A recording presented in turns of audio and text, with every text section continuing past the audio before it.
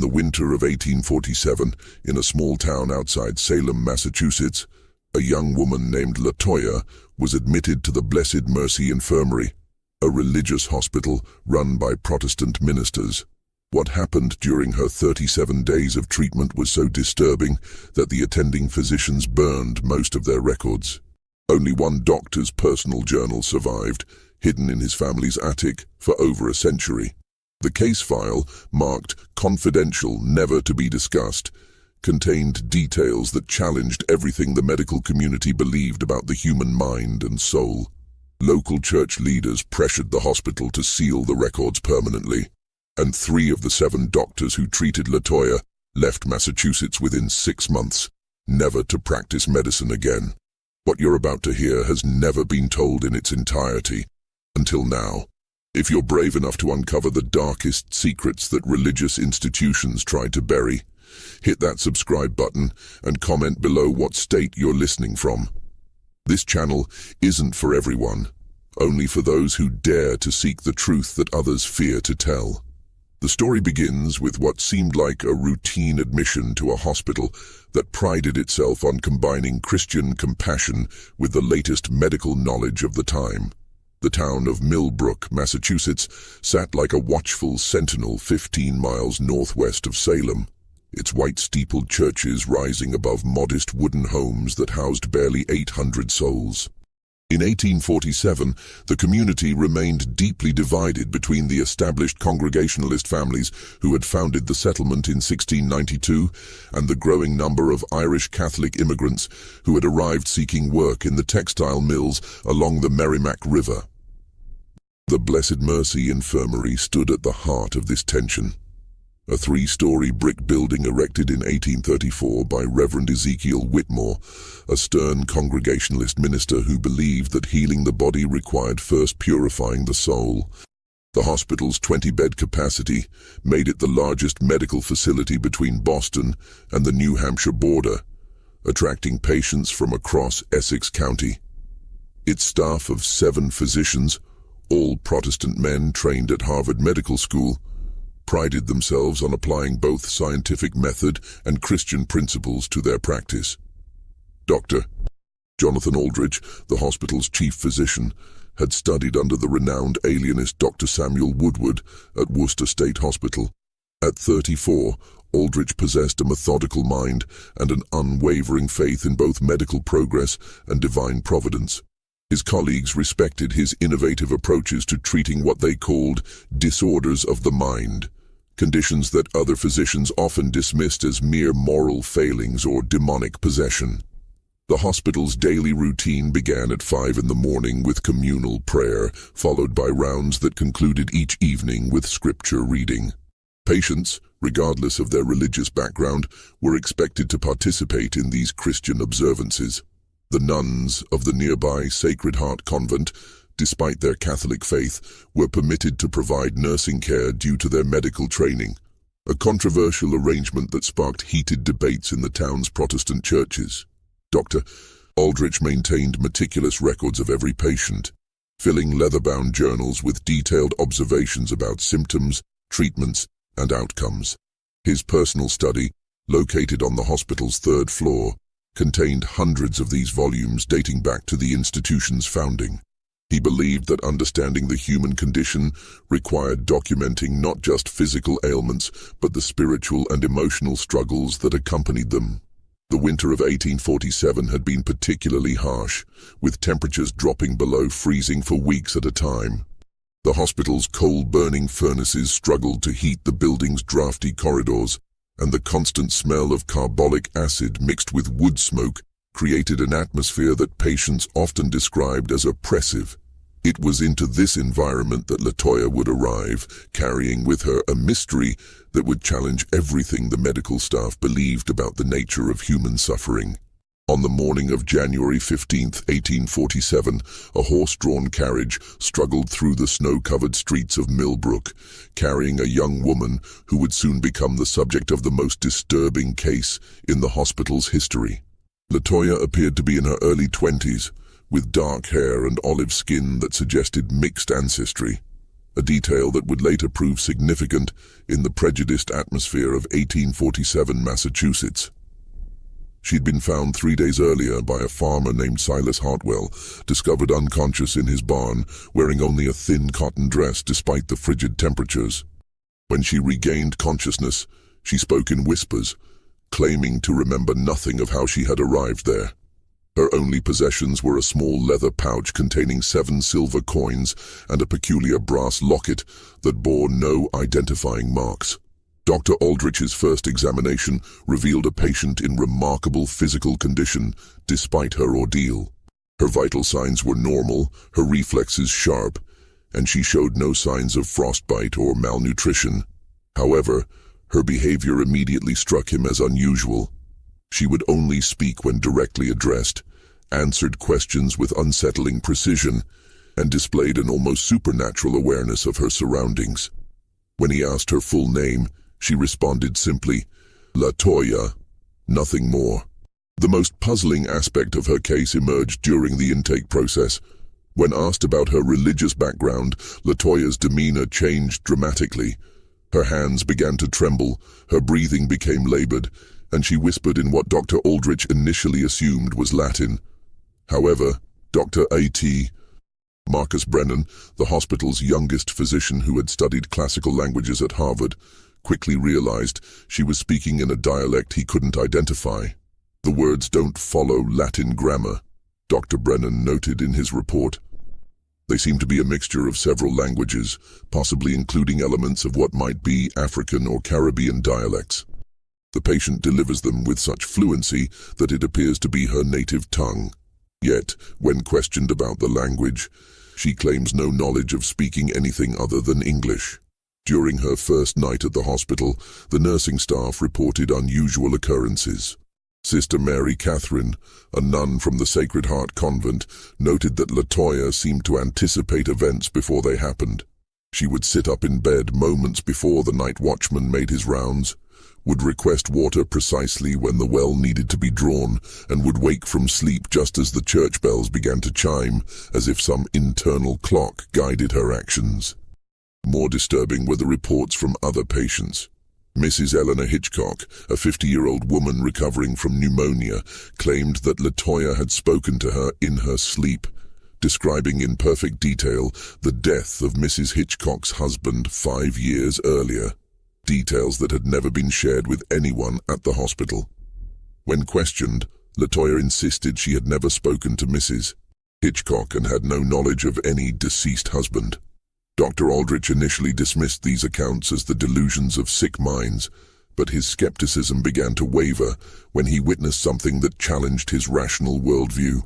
On the evening of January 18th, while conducting his final rounds, he observed Latoya sitting upright in her bed, eyes closed, speaking in the same unknown language she had used during her intake. Her voice carried through the ward with an eerie clarity, and as she spoke, every patient in the surrounding beds began to stir restlessly. The most unsettling detail came from Thomas Brewster, a young man recovering from a severe leg injury. He later told Dr. Aldrich that as Latoya spoke, he began to see vivid images in his mind, scenes of a tropical landscape he had never visited, of people performing rituals around a fire, of ceremonies that seemed both ancient and forbidden. When Latoya suddenly stopped speaking and opened her eyes, Brewster found himself crying, though he couldn't explain why. Dr. Aldrich documented this incident in his personal journal, noting, "The patient exhibits behaviors that challenge our understanding of mental disorders. While she shows no signs of traditional hysteria or melancholia, her presence seems to affect other patients in ways that medical science cannot adequately explain. I find myself torn between my scientific training and observations that suggest phenomena beyond our current comprehension." The hospital's routine began to shift around Latoya's presence.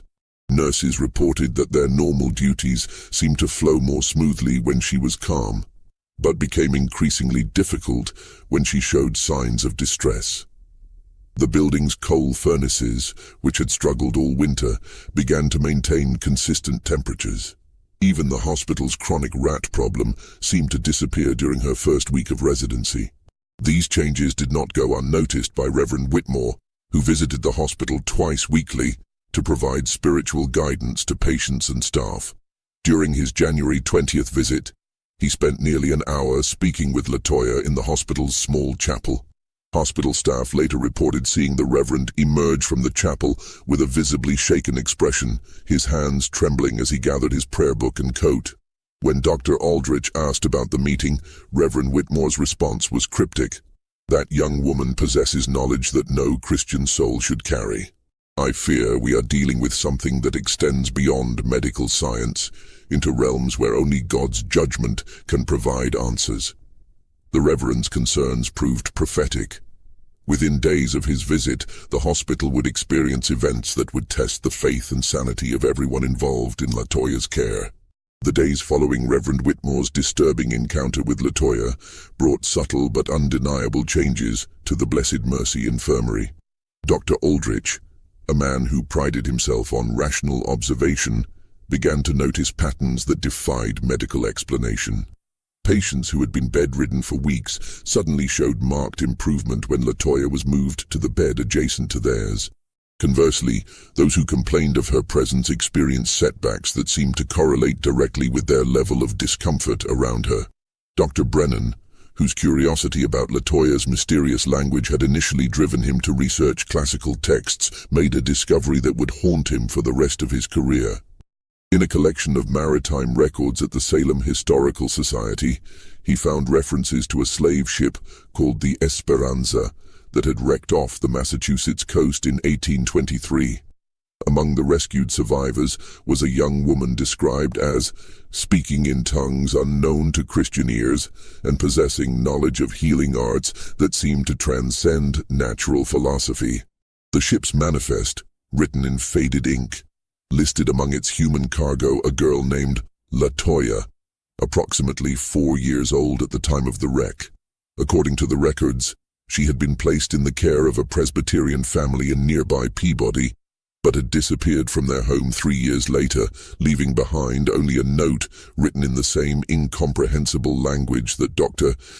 Brennan had heard her speak.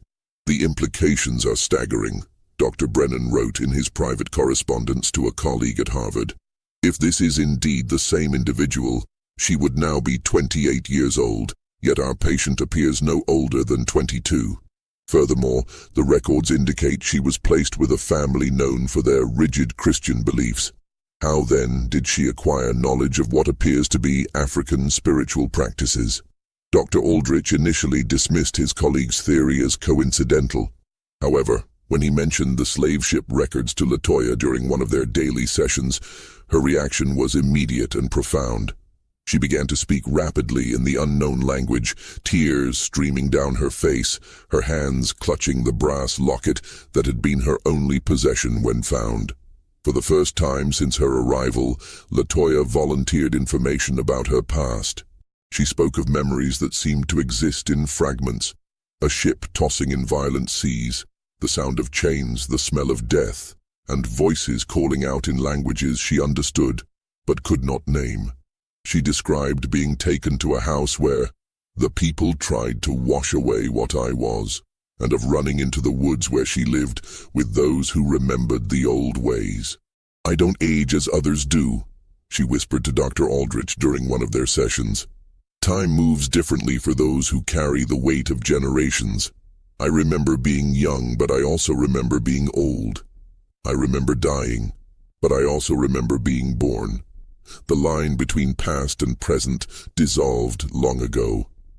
Dr. Aldrich documented these conversations with growing unease.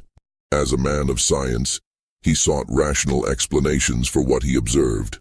Perhaps Latoya suffered from a form of dissociative disorder, creating elaborate fantasies to cope with childhood trauma. Yet her knowledge of specific historical events, her ability to predict minor occurrences within the hospital, and her profound effect on other patients suggested something far more complex. The hospital's staff began to divide into two camps: those who viewed Latoya as a fascinating medical case requiring careful study, and those who whispered that she brought an unholy presence into their Christian institution. Sister Mary Catherine, despite her Catholic training which emphasized the reality of spiritual mysteries, found herself drawn to the scientific perspective. "I have witnessed what the Church calls miracles," she confided to Dr. Aldrich. "I have seen the power of prayer heal the sick and comfort the dying. But what I observe in this young woman's presence feels different, ancient, primal, connected to forces that existed long before Christ walked the earth. It doesn't feel evil, but it doesn't feel wholly good either. It simply feels old." The tension within the hospital reached a breaking point when Mrs. Hitchcock, the pneumonia patient who had claimed Latoya spoke to her of her dead husband, made a request that shocked the entire staff. She asked to be moved to the bed directly next to Latoya's, claiming that the young woman's presence brought her dreams of her husband that felt more real than any memory. "She doesn't just speak to me," Mrs. Hitchcock explained to Dr. Aldrich.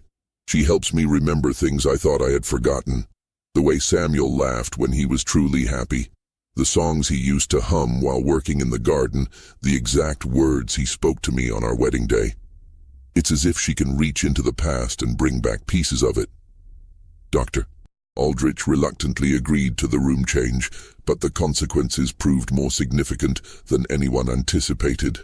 Other patients began requesting similar arrangements, drawn by reports of vivid dreams, sudden improvements in their conditions, and what they described as a sense of peace they had never experienced before. However, not all reactions were positive. Jacob Morrison, a merchant recovering from a severe bout of dysentery, became increasingly agitated in Latoya's presence. He complained of nightmares featuring scenes of violence and suffering, images of people in chains, and voices crying out in anguish. His condition worsened to the point where Dr. Aldrich was forced to move him to a different wing of the hospital. "She brings the sins of the past with her," Morrison told Dr. Aldrich during one of his more lucid moments. "I see things in my dreams that I know I've never witnessed, but they feel like memories. I see myself as someone else. Someone who did terrible things. I can't escape the guilt of actions I never took." These polarized reactions created an atmosphere of tension that permeated the entire hospital. Staff members began to avoid Latoya's wing during their off-duty hours, while others found excuses to linger near her room. Dr. Aldrich noticed that younger staff members seemed less affected by her presence, while older employees, particularly those with strong religious convictions, showed signs of increasing anxiety. The situation became more complex when Reverend Whitmore returned to the hospital for his weekly visit.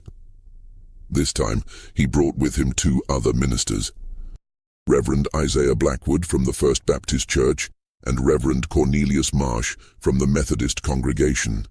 Together, they requested a private meeting with Dr. Aldrich to discuss what they termed a matter of grave spiritual concern. "We have reason to believe," Reverend Whitmore began, his voice barely above a whisper, "that your patient may be practicing forms of worship that are not only un-Christian, but actively harmful to the spiritual well-being of others. We have received reports from family members of patients who claim their loved ones have been speaking about dreams and visions that bear no resemblance to Christian revelation." Dr. Aldrich found himself caught between his medical oath and the religious authority that funded his hospital. The minister's concerns were not entirely unfounded. He had observed changes in patients that defied medical explanation. Yet he also recognized that Latoya showed no signs of deliberate malice or manipulation. If anything, she seemed as puzzled by the effects of her presence as everyone else. The meeting concluded with an agreement that would prove to be a turning point in the case. The ministers would be permitted to observe Latoya's interactions with patients, while Dr. Aldrich would be allowed to continue his medical evaluation without interference. Neither party anticipated how this compromise would lead to discoveries that would challenge both scientific and religious understanding of human nature. The joint observation period began on February 1, 1847, with Dr. Aldrich and the 3 ministers establishing a careful protocol for monitoring Latoya's interactions with patients and staff. What they discovered during the following weeks would fundamentally alter their understanding of the case and raise questions that none of them felt prepared to answer. Reverend Blackwood, whose Baptist background emphasized the importance of personal spiritual experience, was the first to notice what he termed synchronicities in Latoya's behavior. She would begin speaking in the unknown language precisely when patients were experiencing moments of deep emotional distress, almost as if she could sense their internal states. More remarkably, her words seemed to have a calming effect, even on patients who couldn't understand them. "I must confess," Reverend Blackwood wrote in his private journal, "that I have never witnessed such a profound demonstration of what could only be described as spiritual empathy. The young woman appears to carry within herself an ability to absorb and transform the suffering of others. While this might be viewed as a gift from the Almighty, I cannot reconcile it with any biblical precedent." Dr. Aldrich, meanwhile, had begun conducting more systematic tests of Latoya's apparent abilities. With her consent, he arranged for her to meet with patients while he observed from behind a screen, taking detailed notes on her responses and the subsequent effects on those she encountered. The results consistently defied conventional medical understanding. During one session, she was introduced to Mr. Jeremiah Couch, a 70-year-old farmer who had been hospitalized for a persistent cough that had resisted all treatment. Within minutes of meeting Latoya, Mr.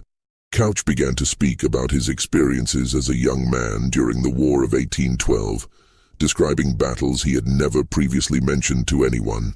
As he spoke, his cough gradually subsided, and by the end of the session he was breathing more freely than he had in months. "It was as if she drew the poison from my lungs," Mr. Couch later explained to Dr. Aldrich. "Not just the sickness, but the memories I've carried for 30 years about friends who died in the war. I told her things I've never told my own wife, and somehow speaking them aloud made them easier to bear." Even more intriguing was Latoya's interaction with young Timothy Wadsworth, a 12-year-old boy who had been brought to the hospital after experiencing what his parents described as fits of madness. During these episodes, Timothy would speak in voices that weren't his own, describing events from the town's history that he had never learned.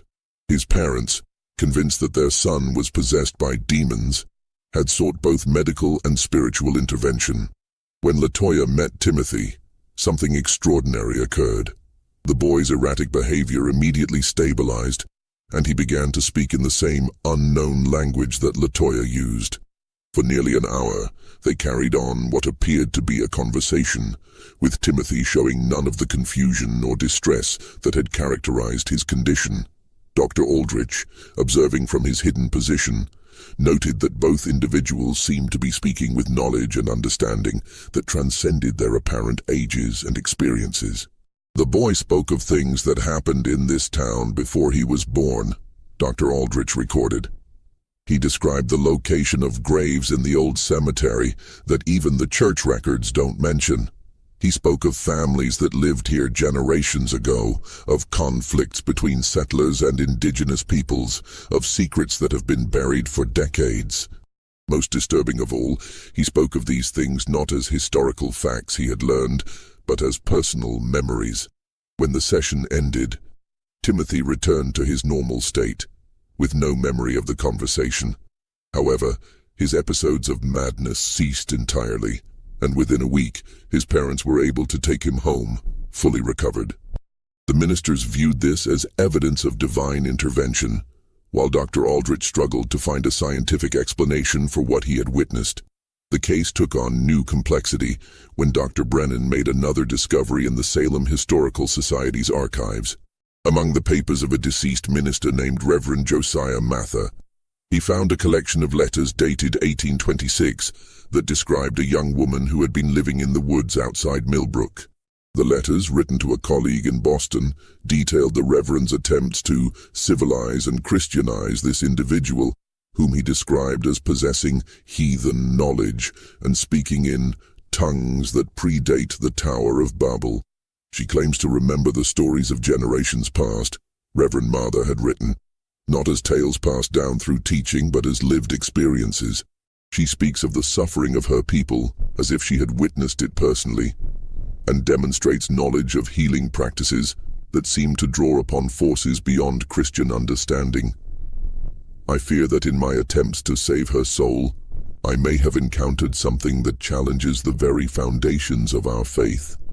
The letters revealed that Reverend Mather had spent 3 years working with this young woman, whom he referred to only as the child of many mothers. His final letter, dated December 1829, was brief and troubling. I can no longer continue this work. The young woman has shown me truths about the nature of human suffering that I am not prepared to accept. I fear I have glimpsed something that mortal minds were never meant to comprehend. I pray that God will forgive me for abandoning this task, but I can no longer serve as a bridge between her world and ours. Dr. Brennan shared this discovery with his colleagues, creating a new wave of speculation about Latoya's true identity and origins. The time frame aligned perfectly with the period following her disappearance from the Presbyterian family, suggesting a continuous narrative that spanned more than 2 decades. The hospital's atmosphere became increasingly charged as staff members began to report their own unusual experiences. Nurse Margaret Thornton claimed that she had begun experiencing vivid dreams about historical events in Millbrook, including details about the town's founding that she had never learned. Dr. Samuel Hartwell, the hospital's oldest physician, reported that he had started remembering conversations with patients who had died years earlier, as if their voices were speaking to him through Latoya's presence. These reports created a growing sense of unease among the hospital staff. Some began to avoid Latoya's wing entirely, while others found themselves drawn to spend more time there, claiming they felt more connected to their work and more aware of their patients' deeper needs. The division between these 2 groups created tension that affected the hospital's daily operations. Dr. Aldrich found himself in the difficult position of maintaining medical objectivity while acknowledging that he was dealing with phenomena that seemed to transcend conventional science. His own experiences with Latoya had begun to affect his worldview in ways that concerned him. He had started to remember details about his own childhood that he had long forgotten, and he found himself understanding his patients' conditions with an intuitive insight that seemed to bypass his medical training. "I fear I am losing my scientific detachment," he confided to his private journal. "The young woman's presence has awakened something within me that I cannot name.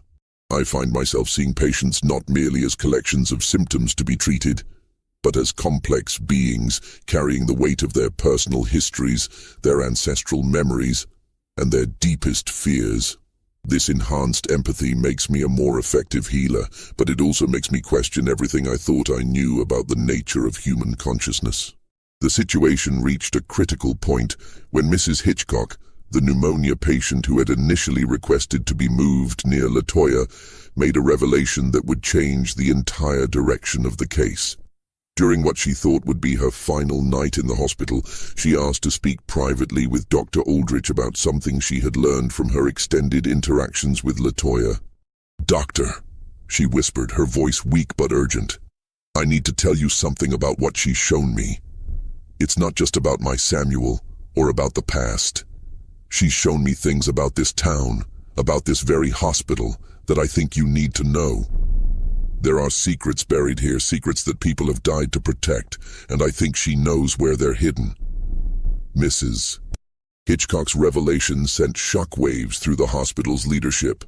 Dr. Aldrich immediately arranged for a private meeting with the dying woman, while Reverend Whitmore insisted on being present to provide spiritual guidance. What they learned during that February evening would transform their understanding of both Latoya's case and the dark history of Millbrook itself. "She doesn't just remember the past," Mrs. Hitchcock explained, her breathing labored but her voice clear. "She carries it with her like a burden. During our conversations, she showed me things about this town that happened before any of us were born. She told me about the land this hospital was built on, about what happened here before the first brick was laid." According to Mrs.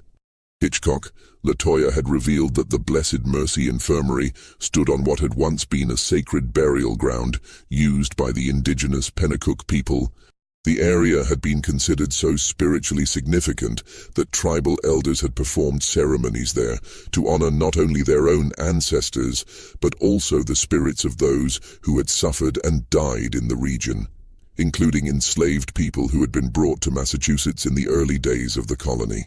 She spoke of bones beneath the foundation. Mrs. Hitchcock continued.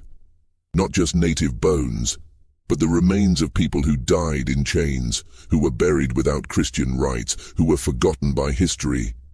She said their spirits have been calling out for recognition, for justice, for someone to remember their names and their stories. Dr. Aldrich felt a chill that had nothing to do with the February weather.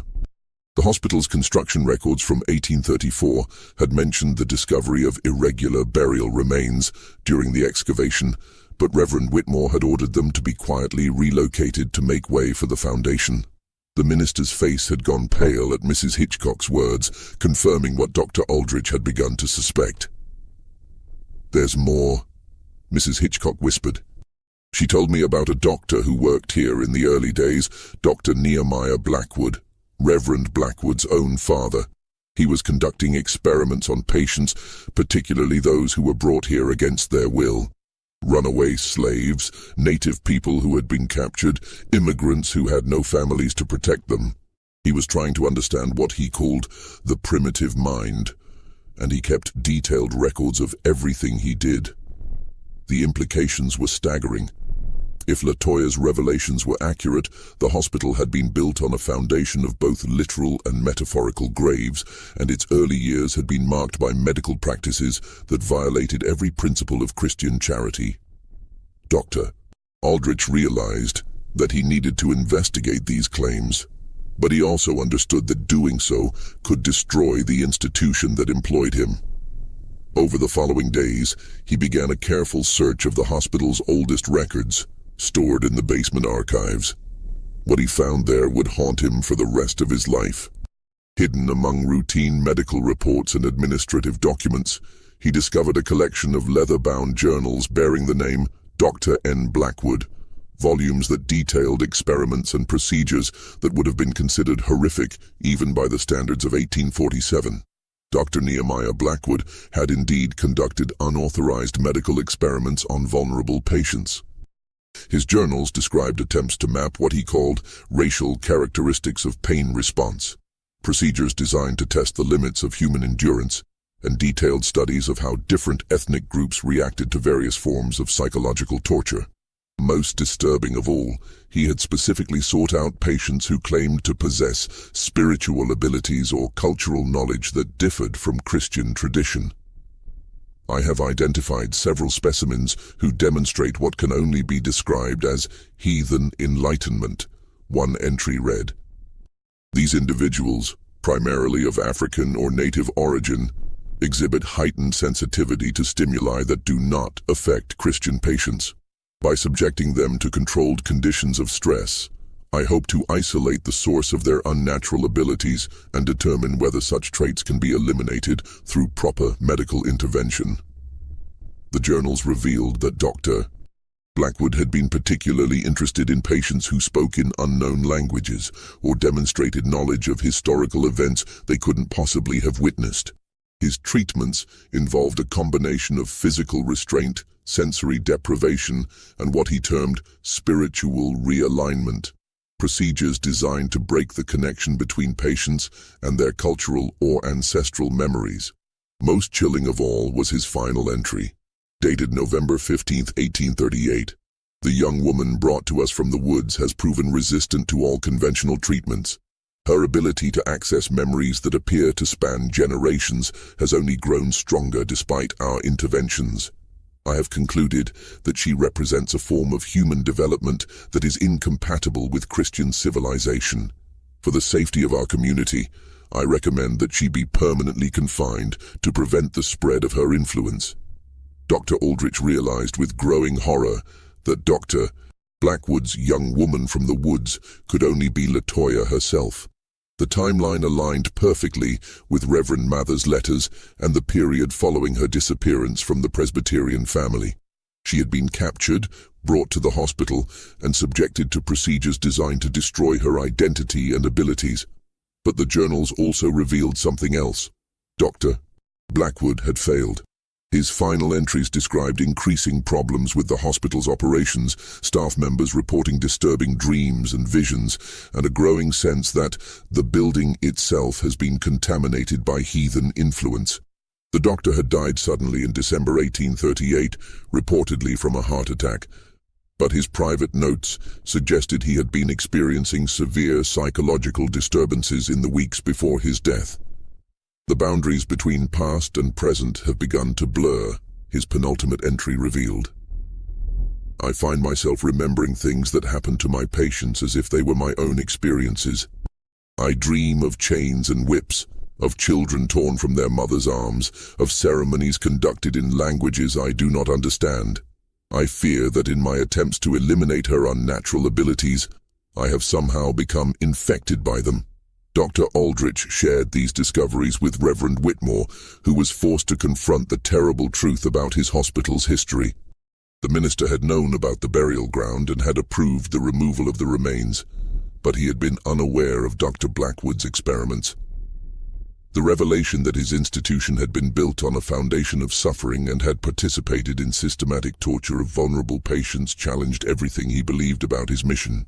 "We must make this right," Reverend Whitmore declared, his voice heavy with guilt and determination.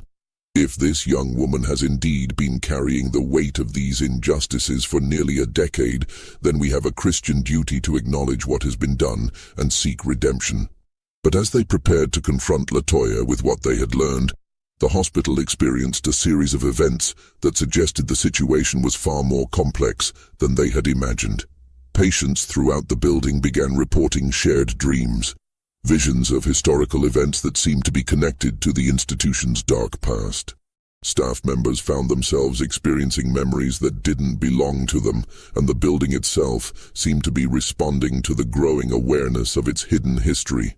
Doors opened and closed without explanation. The temperature in Latoya's wing fluctuated wildly despite the season, and several staff members reported hearing voices speaking in languages they couldn't identify. Dr. Aldrich began to realize that Latoya's presence had awakened something that had been dormant for nearly a decade. The accumulated spiritual weight of all those who had suffered and died on the hospital grounds. The crisis reached its peak when Reverend Blackwood, who had been struggling with his own family's connection to the hospital's dark history, approached Dr. Aldrich with a confession that would change everything they thought they knew about the case. "I need to tell you something about my father," he said, his voice trembling with emotion. "Something that I've kept hidden for nearly 30 years. He didn't die of a heart attack. He took his own life, but not before he told me about the young woman he had been treating. He said she had shown him things about our family's past that he couldn't bear to live with. He said she had made him remember the sins of our ancestors, and that he could no longer face the weight of that knowledge. The revelation that Dr. Nehemiah Blackwood had committed suicide after being confronted with the full scope of his family's historical participation in slavery and genocide added another layer of complexity to the case. It suggested that Latoya's ability to access ancestral memories wasn't limited to her own heritage, but could extend to anyone who came into contact with her. As the hospital staff struggled to process these revelations, they realized that they were dealing with something far more significant than a single patient's mental health crisis. Latoya represented a living connection to the suppressed history of their community, a repository of memories that included not only the suffering of the oppressed, but also the guilt of the oppressors. Her presence had awakened the accumulated spiritual debt of generations, and now everyone connected to the hospital would be forced to confront the true cost of their ancestors' actions. The question that haunted Dr. Aldrich as he prepared for what he knew would be a final confrontation with Latoya was whether acknowledging this history would bring healing or destruction. The young woman had already demonstrated that she could affect the mental and physical health of everyone around her. But what would happen when she was finally given the opportunity to share the full truth about what she had experienced and witnessed? On the morning of February 20th, 1847, Dr. Aldrich made a decision that would define the remainder of his career and fundamentally alter the lives of everyone at the Blessed Mercy Infirmary. He gathered the hospital's senior staff, the 3 ministers, and a select group of the most stable patients in the main chapel, where he announced his intention to allow Latoya to speak freely about her experiences for the first time since her arrival. "We have spent weeks trying to understand this young woman's condition through the lens of medical science and Christian doctrine," he addressed the assembled group. "But I believe we have been asking the wrong questions. Instead of trying to cure her or contain her, we need to listen to what she has been trying to tell us about the history of this place and the people who have suffered here." Latoya entered the chapel wearing a simple white dress provided by the hospital. But her demeanor was transformed from the quiet, compliant patient they had known. She moved with a confidence and dignity that seemed to emanate from deep within her. And when she spoke, her voice carried the authority of someone who had witnessed centuries of human experience. "I am not one person," she began, her words clear and precise. "I am the keeper of memories that others have chosen to forget. I carry within me the voices of those who died without being heard, the stories of those who were erased from your history books, the pain of those who suffered in silence. What you call my condition, I call my purpose." She moved to the center of the chapel, and as she did, the temperature in the room seemed to shift, becoming both warmer and cooler simultaneously, as if different seasons were occupying the same space. Several people in the audience gasped as they felt what they later described as the presence of others, invisible figures standing alongside Latoya, filling the chapel with spirits that had been waiting decades to be acknowledged. "This building stands on sacred ground," Latoya continued, her voice taking on a rhythmic quality that seemed to resonate in the very walls. "Before your ancestors built their hospital here, my people, and I claim kinship with all who have suffered, gathered in this place to honor the dead and heal the living. The Pennacook buried their sacred ones here, and later, the bodies of enslaved people were hidden in this earth when their masters denied them proper burial." Dr. Aldrich felt his scientific skepticism crumbling as he watched the effect of her words on the assembled crowd. Patients who had been struggling with various ailments began to sit straighter, breathe more easily, as if some burden was being lifted from their shoulders. Staff members who had reported strange dreams and visions nodded in recognition as Latoya described experiences that matched their own. "When Dr. Nehemiah Blackwood brought me here in 1838, he believed he could break the connection between my spirit and the ancestors who speak through me," she said, looking directly at Reverend Blackwood, whose face had gone ashen. "He used instruments and techniques designed to sever the bonds that allow me to carry their memories, but suffering only deepened my ability to hold their stories. Every moment of pain he inflicted added another voice to the chorus I carry within me." The revelation that Latoya had been a prisoner in the hospital for months, subjected to experimental procedures designed to destroy her cultural identity, sent shockwaves through the audience. Several staff members began to weep as they realized they were working in an institution built on such systematic cruelty. "Your father," Latoya addressed Reverend Blackwood directly, "came to understand what he had done only in his final weeks. The memories I carry are not just of my own people's suffering, but of the pain inflicted by all who came before us." When he looked into my eyes during our last session, he saw not just the anguish of his victims, but the spiritual torment that comes from participating in such evil. He could not live with that knowledge. Reverend Blackwood stood up, his legs unsteady, tears streaming down his face. "What can we do?" he asked, his voice breaking. "How can we make amends for what has been done?" Latoya's expression softened, and for the first time since her arrival at the hospital, she smiled. "Acknowledgement is the first step toward healing," she said. "But true redemption requires action. The spirits that gather in this place are not seeking revenge.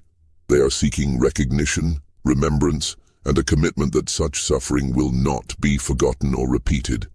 She moved toward the altar where Reverend Whitmore conducted his weekly services, and as she did, something extraordinary began to happen. The patients in the chapel started to speak, but not in their own voices. Mrs. Hitchcock, the pneumonia patient who had formed such a strong connection with Latoya, began to recite names, dozens of names of people who had been buried on the hospital grounds without markers or acknowledgement. Young Timothy Wadsworth, the boy who had been considered possessed, stood and began to describe in perfect detail the layout of the original Pennacook burial ground, including the location of ceremonial artifacts that had been disturbed during the hospital's construction. Other patients, speaking in voices that seemed to come from beyond themselves, shared stories of families separated by slavery, of children who had died in captivity, of rituals and traditions that had been forbidden and forgotten. Dr. Aldrich realized he was witnessing something that transcended any medical or religious framework he had been trained to understand. The patients weren't exhibiting symptoms of mental illness. They were serving as conduits for historical testimony that had been suppressed for generations. Latoya had somehow created a space where the dead could finally speak through the living. "The healing you practice in this building," Latoya said, addressing the medical staff, "cannot be complete while it rests on a foundation of unacknowledged suffering. Every patient who enters here carries not only their own pain, but the inherited trauma of their ancestors. Until you recognize this truth, your treatments will only address the surface of human anguish." Dr. Samuel Hartwell, the hospital's oldest physician, stood up shakily and walked toward Latoya. "I have practiced medicine for 40 years, he said, his voice filled with wonder. "I have seen patients recover from ailments that should have killed them, and I have watched others die from conditions that seemed minor. I never understood why some people seemed to carry burdens far greater than their individual circumstances could explain. You're telling us that healing requires addressing not just physical symptoms, but generational wounds." "Yes," Latoya replied, "and it requires understanding that the boundaries between life and death, between past and present, are not as fixed as your science pretends. The ancestors live within us, and their unresolved pain becomes our pain. Their unfinished business becomes our burden. Only by honoring their stories and learning from their experiences can we hope to heal ourselves and our communities." Sister Mary Catherine, who had been observing quietly from the back of the chapel, stepped forward. "In my faith tradition, we believe in the communion of saints. The idea that the dead remain connected to the living through divine love. What you're describing sounds like a more complex version of that same truth. The spirits that speak through you aren't separate from us. They're part of the ongoing human story." Latoya nodded approvingly. "Your understanding brings us closer to the truth. But this connection comes with responsibility. Those who carry ancestral memories, as I do, serve as bridges between worlds. We help the living understand the cost of forgetting, and we help the dead find peace through remembrance." The atmosphere in the chapel had become charged with an energy that everyone present could feel, but none could fully explain. Dr. Aldrich noticed that the light filtering through the windows seemed brighter, the air felt cleaner, and the constant background noise of the hospital's daily operations had faded to a peaceful silence. Just when we thought we'd seen it all, the horror in Millbrook intensifies. If this story is giving you chills, share this video with a friend who loves dark mysteries, hit that like button to support our content, and don't forget to subscribe to never miss stories like this. Let's discover together what happens next. "What will happen to you now?" Dr. Aldrich asked, though he suspected he already knew the answer. "My work here is nearly complete," Latoya replied. "The stories have been told, the acknowledgement has been given, and the commitment to change has been made. The spirits who have been waiting for recognition can begin to find peace. But the responsibility now passes to all of you." She reached into the folds of her dress and withdrew the brass locket that had been her only possession when she arrived. Opening it revealed not a portrait or keepsake, but a small amount of soil, earth that she explained had been taken from every sacred site where her people had been buried or forgotten. This contains the essence of all the places where suffering was transformed into wisdom, she said, placing the locket on the altar. As long as this remains here in a place of honor, the hospital will remember its true purpose, not just to heal individual bodies, but to address the wounds that span generations. Dr. Aldrich felt tears running down his cheeks as he began to understand the full scope of what had transpired. Latoya wasn't simply a patient with an unusual mental condition. She was a living repository of historical trauma who had been carrying the burden of collective memory, waiting for the right moment and the right people to help her share that load. "Will we see you again?" he asked. Latoya's smile was both sad and hopeful. "You will see me in every patient who carries pain they cannot explain, in every family struggling with inherited trauma, in every community trying to heal from historical wounds. The work I do continues through others who are willing to listen to the voices that speak from the past." As she finished speaking, something remarkable happened. The patients who had been serving as conduits for ancestral voices began to return to their normal states, but they retained clear memories of what they had experienced. More importantly, they reported feeling lighter, as if burdens they hadn't known they were carrying had been lifted from their shoulders. Mrs. Hitchcock later described the experience as the most profound spiritual encounter of my life. She said that after serving as a voice for the unnamed dead, she felt a deeper connection not only to her deceased husband, but to the entire human community. Her pneumonia symptoms, which had resisted all medical treatment, disappeared completely within days of the chapel gathering. Young Timothy Wadsworth's parents reported that their son's episodes of madness never returned, but he retained an unusual sensitivity to historical sites and an ability to comfort others who were experiencing grief or trauma. Dr. Aldrich would later write that the boy seemed to have inherited a portion of Latoya's gift for serving as a bridge between the living and the dead. But perhaps the most significant change occurred in Dr. Aldrich himself. The experience in the chapel had fundamentally altered his understanding of medicine, healing, and the nature of human consciousness. He began to develop treatment approaches that addressed not only physical symptoms, but the psychological and spiritual dimensions of illness, methods that would later influence the development of what would become known as holistic medicine. In the days following the chapel gathering, the Blessed Mercy Infirmary underwent a transformation that amazed both staff and patients. The building itself seemed to breathe more easily, as if a weight that had been pressing down on it for decades had finally been lifted. Patients recovered more quickly, staff worked with renewed purpose, and the atmosphere of tension that had characterized the hospital for weeks gave way to a sense of peace and healing. Dr. Aldrich spent long hours documenting everything that had occurred, creating a detailed record that would serve as both medical case study and historical testimony. However, he soon discovered that the political and religious climate of 1847 Massachusetts was not ready to accept the implications of what had transpired at the hospital.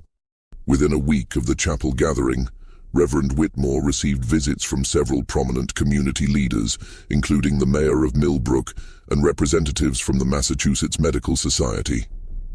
They had heard rumors about unusual practices at the hospital and demanded explanations for reports of patients speaking in unknown languages and claims about the building's history.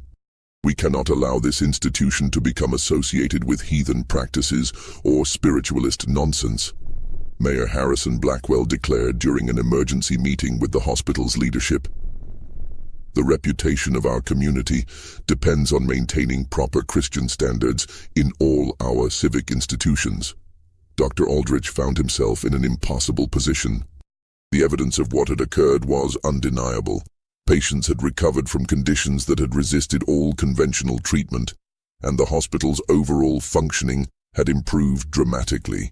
Yet he could not explain these improvements without acknowledging phenomena that challenged both medical orthodoxy and religious doctrine.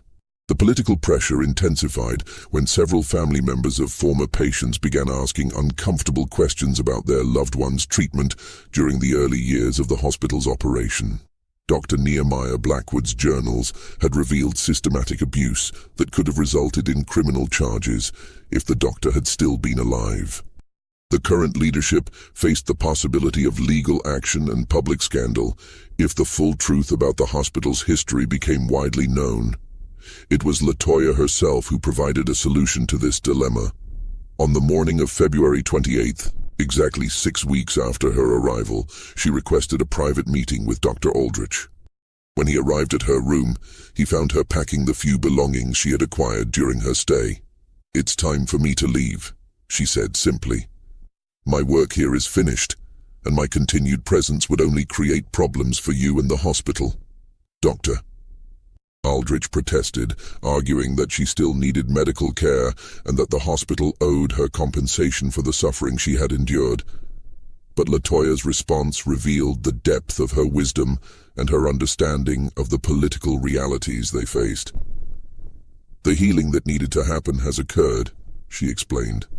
"The spirits have been acknowledged, the truth has been spoken, and those who were ready to hear it have received the message. Forcing others to accept what they're not prepared to understand would only create resistance and undo the progress that has been made." She handed him a letter she had written, addressed to the hospital's board of directors.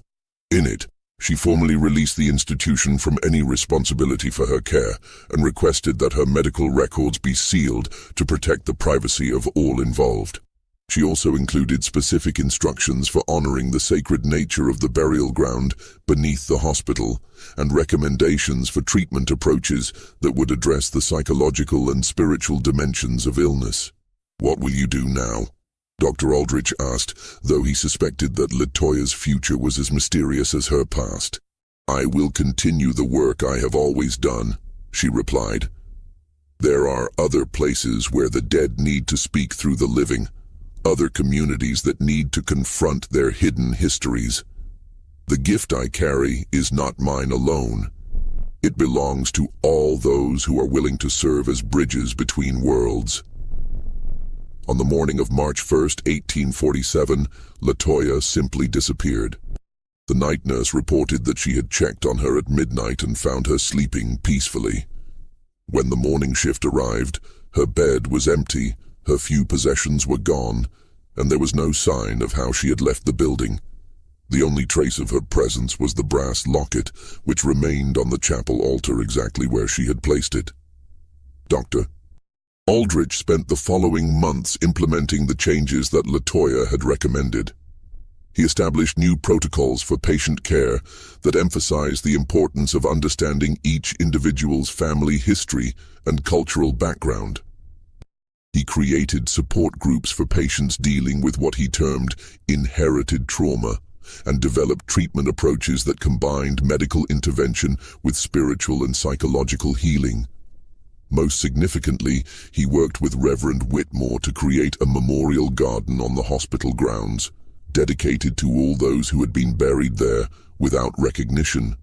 The garden included markers bearing the names that had been spoken during the chapel gathering, along with a central monument acknowledging the sacred nature of the land and the hospital's commitment to honoring all who had suffered there.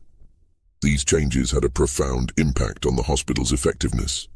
Patient outcomes improved dramatically, staff turnover decreased, and the institution gained a reputation for providing care that addressed not just physical symptoms, but the deeper sources of human suffering. However, the true nature of these improvements was never publicly acknowledged. Dr. Aldrich's official reports described Latoya as a patient suffering from dissociative disorder who responded well to therapeutic intervention. Her ability to affect other patients was attributed to the power of positive psychology and the importance of peer support in the healing process. The chapel gathering was recorded as a successful experiment in group therapy that demonstrated the value of allowing patients to share their experiences in a supportive environment. These sanitized accounts satisfied the hospital's critics and allowed the institution to continue its work without political interference.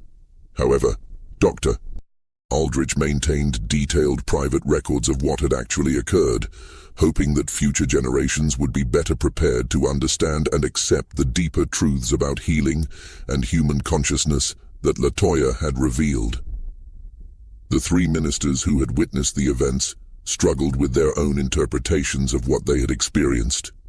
Reverend Blackwood spent months researching his family's history and eventually established a fund to support the education of children from families that had been affected by slavery. Reverend Marsh incorporated elements of what he had learned about inherited trauma into his sermons, helping his congregation understand how the sins of previous generations could affect contemporary families.